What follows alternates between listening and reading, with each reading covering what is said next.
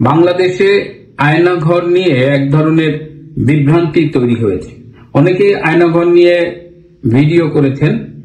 মোটামুটি আয়নাঘর নিয়ে যেসব প্রশ্ন উঠেছে, যেসব হাস্যকর বিষয় সামনে এসেছে এবং যেটা ধারণা করা হচ্ছে যে আয়নাঘরটা আসলে তৈরি করা হয়েছে। অনেকে বলছে যে ফারুকী একটা স্ক্রিপ্ট লিখে দিয়েছে এবং সেই স্ক্রিপ্ট অনুযায়ী এই আয়নাঘর তৈরি হয়েছে। আয়নাঘরে একটা স্টিলের চেয়ার দেখা গেছে। কেউ বলছে ওইটা দিয়ে বিদ্যুতের শক দেয়, আবার কেউ বলছে ওইটা দিয়ে শক দিলে ওই লোক তো মারা যাবেই, ওই আশেপাশে যারা থাকবে কোনো কারণে ফ্লোরটা যদি ভেজা থাকে তাহলে ওরাও ইলেকট্রিফাইড হয়ে মারা যাবে। আবার একটা ভিডিওতে দেখলাম যে ওই চেয়ারটা যেখান থেকে অর্ডার দিয়ে বানিয়েছে সেখানকার ভিডিওটাও আমরা পেয়ে গেছি।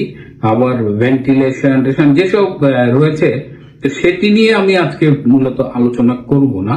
আজকে আমার মূল আলোচনা দুটো। একটা হলো যে এই আয়নাঘরের যে বর্ণনাটা আমরা আয়নাঘরে যারা বন্দী ছিলেন বলে দাবি করছে তাদের মুখে যেটা শুনেছি, যেমন ব্রিগেডিয়ার আজমি, যুদ্ধ অপরাধী গোলাম আজমের পুত্র, তিনি বলছেন যে তিনি এত কেঁদেছেন যে 8 বছরে একটা দিঘি হয়ে যেত।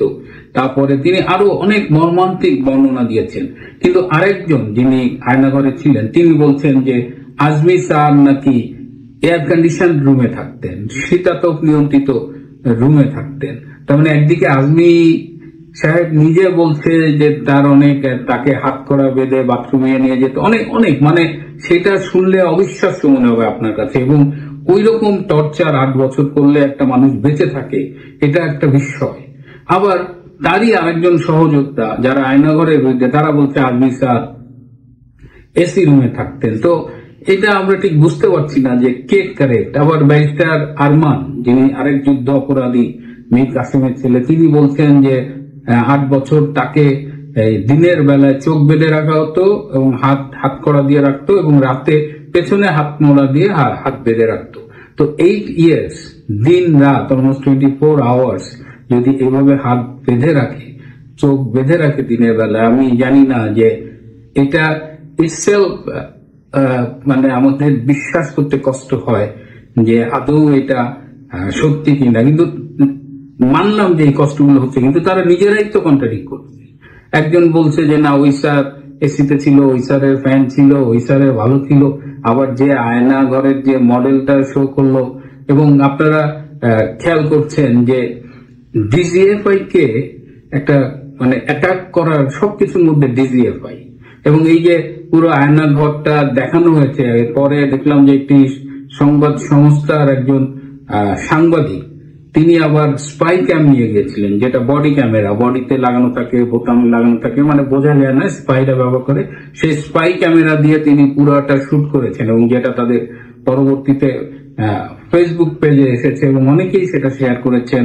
তো এটা নিয়ে কিন্তু সেনাবাহিনীর ভেতরে একটা অসন্তোষ তৈরি হয়েছে। হ্যাঁ, যে এরকম গোয়েন্দা সংস্থার ভেতরের জিনিসপত্র এভাবে পারমিশন ছাড়া, তিনি কি কারো পারমিশন নিয়েছিলেন ওই স্পাই ক্যাম ইউজ করার জন্য?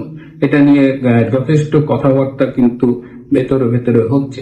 কিন্তু আমি যে বিষয়টা নিয়ে আজকে এই ভিডিওটা করতে চাচ্ছি সেটা হলো যে ডিজিএফআই কে কেন টার্গেট করা হচ্ছে। যদি আপনি গুম নিয়ে কাজ করেন, গুম তো এই অভিযোগ তো ডিজিএফআই এর বিরুদ্ধে সবচেয়ে কম। র্যাব তৈরি হয়েছিল কার আমলে? বিএনপির আমলে। প্রথম ক্রস ফায়ার চালু করে কে? র্যাব। এবং প্রথম সেই পিচ্চি হান্নান বলে এক সন্ত্রাসী এই র্যাবের ক্রস ফায়ারে মারা গিয়েছিল।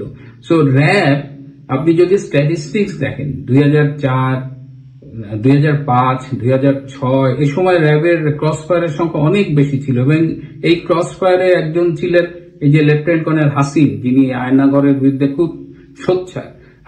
তিনি 2 দফায় র্যাবে ছিলেন, একটা রাজশাহীর দিকে, একটা চিটাগাঙে। আমি তার আমলে তার ব্যাটালিয়নের ক্রস ফায়ারের স্ট্যাটিস্টিক্স আনছি। He is one of the highest killer যদি তার আমলে ক্রস ফায়ার আপনি নেন। তো সেই র্যাব কে নিয়ে আপনি কিন্তু খুব বেশি কথা বলছেন না। আপনি আপনার সব টার্গেট ডিজিএফআই এর বিরুদ্ধে।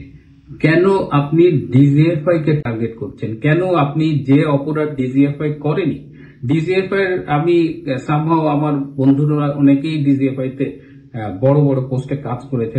তো আমার এইসব বড় বড় পোস্টে যারা কাজ করেছে বন্ধুরা, ওদের সাথে আমার মাঝে মধ্যে আড্ডা হতো আর কি, ধরেন ক্যাডেট কলেজ ক্লাবে বা অন্য জায়গায়।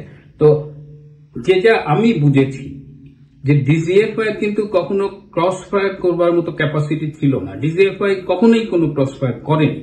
হ্যাঁ, তাদের একটা ওয়ান অফ দ্য মেইন কাজ ছিল হলো বাংলাদেশের জঙ্গি নেটওয়ার্কটা ধ্বংস করে দেওয়া। এবং আপনি জেনে অবাক হবেন যে বাংলাদেশের ডিজিএফআই কে পশ্চিমা দেশের অনেক গোয়েন্দা সংস্থা স্পেশালি ট্রেন আপ করেছে যে এই জঙ্গি নেটওয়ার্কটা কিভাবে ধ্বংস করতে হয়। কারণ পশ্চিমা বিশ্বের একটা হেডেক ছিল যে বাংলাদেশ বা এই অঞ্চলে যদি জঙ্গি উৎপন্ন হয়, এই জঙ্গিরা কিন্তু আলটিমেটলি সিরিয়ায় গিয়ে যুদ্ধ করে, পশ্চিমা বিশ্বে বিভিন্ন রকমের অপারেশনে অংশগ্রহণ করে। সো জঙ্গি উৎপাদনের জায়গাগুলো তারা টার্গেট করে সেখানে কাজ করেছে। সেই হিসেবে বাংলাদেশ যেহেতু জঙ্গিদের জন্য একসময় খুব ফার্টাইল একটা ল্যান্ড ছিল, সো বিদেশি এইসব গোয়েন্দা সংস্থা বাংলাদেশে এসে ডিজিএফআই কে ফান্ড করেছে, ট্রেন আপ করেছে, এমনকি একসাথে তারা কাজও করেছে।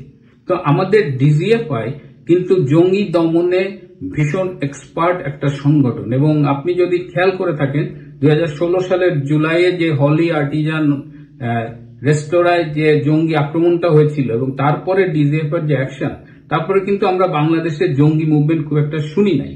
তো সেই জায়গাটায় ডিজিএফআই কে এই কারণেই টার্গেট করা হচ্ছে যে আজকে যদি ডিজিএফআই উইক হয়ে যায় তাহলে বাংলাদেশে আবার যে এই যে জিহাদিজম, এই যে জঙ্গিবাদের একটা উত্থান দেখছি, সেটা খুব স্মুথ হয়ে যাবে। এবং এই কারণেই ডিজিএফআই কে টার্গেট করা হয়েছে। ডিজিএফআই কিন্তু বাংলাদেশে মানে বাংলাদেশ আমলে এটার নাম ডিজিএফআই হয়েছে। তার আগে তো এটা পাকিস্তানের সামরিক গোয়েন্দা সংস্থার অংশ ছিল, তার আগে এটা ব্রিটিশ আমলে এটা সামরিক গোয়েন্দা সংস্থার অংশ ছিল।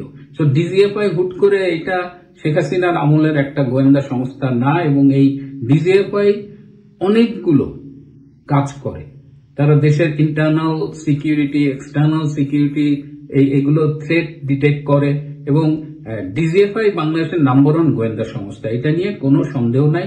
এবং ডিজিএফআই এত বেশি কম্পিটেন্ট হচ্ছিল ডে বাই ডে যে ডিজিএফআই দেশের বাইরে অনেক শত্রু হয়ে যাচ্ছিল যে বাংলাদেশের মতো দেশে এত বড় মানে এত ভালো একটা গোয়েন্দা সংস্থা হবে, এটা অনেকেই কিন্তু চায় নাই। আর এখন খুব স্পেসিফিক যে এই ডক্টর ইউনূস হলো জঙ্গি বান্ধব সরকার, তিনি জঙ্গিদের সরকার। তার সরকারের আমলে হিজবুত তাহরির প্রকাশ্যে মিছিল করে, যেটা আন্তর্জাতিকভাবে নিষিদ্ধ একটা সংগঠন। শিবির আন্তর্জাতিকভাবে সন্ত্রাসের দায়ে অভিযুক্ত একটা সংগঠন। তো এইসব জঙ্গি সংগঠন এরা চাচ্ছে যে বাংলাদেশে তারা ফ্রিলি অপারেশন চালাতে পারে, এই কারণে দে হ্যাভ টার্গেটেড ডিজিএফআই। এবং এই যে ডক্টর ইউনূস আয়নাঘর পরিদর্শনে গেছে, তার সাথে যারা গেছে সবাইকে আবার তারা কিন্তু নেয় নাই। এটা নিয়েও আয়নাঘরবাসীদের মধ্যে একটা কেওয়াস দেখলাম যে কেন অমুককে দাওয়াত দেওয়া হয়নি, কেন অমুককে নেওয়া হলো। ওইখানে একটা জঙ্গিকে দেখে আমি খুবই আটকে উঠেছি। এটা সম্ভবত এটা 2014 সালের 23শে ফেব্রুয়ারি।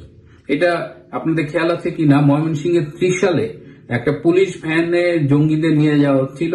তো সেইখানে 10-12 জনের একটা সন্ত্রাসী গ্রুপ অ্যাটাক করে 3 জন সাজাপ্রাপ্ত জঙ্গিকে ছিনিয়ে নিয়ে গিয়েছিল। এবং এই সাজাপ্রাপ্ত জঙ্গিদের যারা ছিনিয়ে নিয়েছিল তাদের মধ্যে আবার 5-6 জন পরে অ্যারেস্ট হয়েছিল। তাদের মধ্যে একজন হলো গোলাম সারোয়ার রাহাত। এই গোলাম সারোয়ার রাহাত জঙ্গি ছিনতাইয়ের একজন আসামি এবং সে এই অপরাধে গ্রেপ্তার হয়েছিল। ডক্টর ইউনূস এই জঙ্গি সন্ত্রাসী গোলাম সারোয়ার রাহাতকে নিয়ে আয়নাঘর পরিদর্শনে গিয়েছে। তার মানে আয়নাঘর যতটা না মানে আগের সরকারের আমলে কি ছিল না ছিল তার চেয়ে অনেক বেশি টার্গেটেড হলো যে আয়নাঘরকে কেন্দ্র করে যদি ডিজিএফআই কে যদি বিতর্কিত করা যায় এবং ডিজিএফআই কে যদি তার ক্ষমতা যদি হ্রাস করা যায়, তাকে যদি তার মনোবলটা যদি ভেঙে দেওয়া যায়, তাকে যদি এক রকমের ধ্বংস করে দেওয়া যায়, তাহলে জঙ্গিদের পোয়া বাড়ো।